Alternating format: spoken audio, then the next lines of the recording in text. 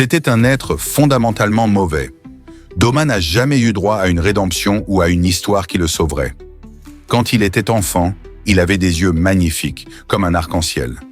Ses parents le croyaient spécial, un enfant béni capable d'entendre la voix des dieux.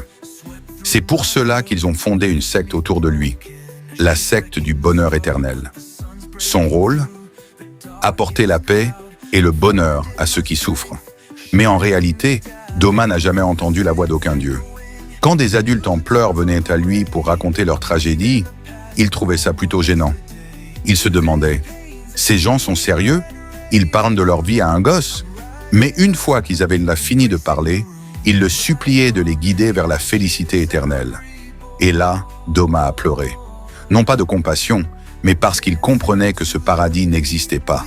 C'était juste une invention humaine. Les dieux, les bouddhas, tout ça n'était qu'un conte.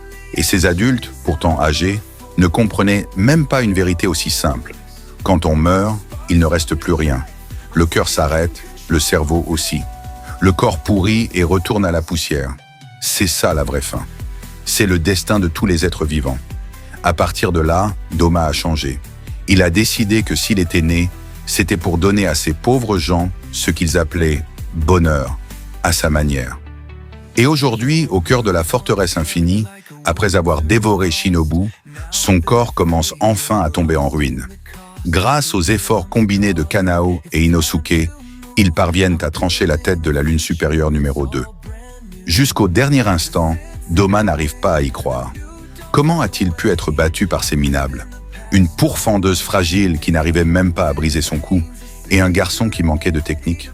Quelle fin pitoyable. Toute ma vie, je me suis dévoué aux autres, pense-t-il. Mais très vite, une idée le traverse.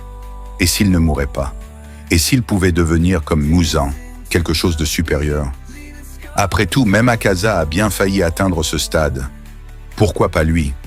Mais la décomposition de son corps ne ralentit pas. Cette fois, il va vraiment mourir.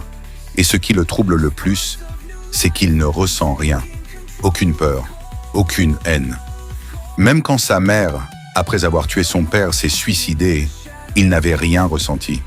Il se souvenait juste avoir espéré qu'elle ne salisse pas le tapis en mourant. Il est devenu un démon à 20 ans, a vécu des siècles. Mais les émotions humaines, pour lui, ont toujours été comme des illusions.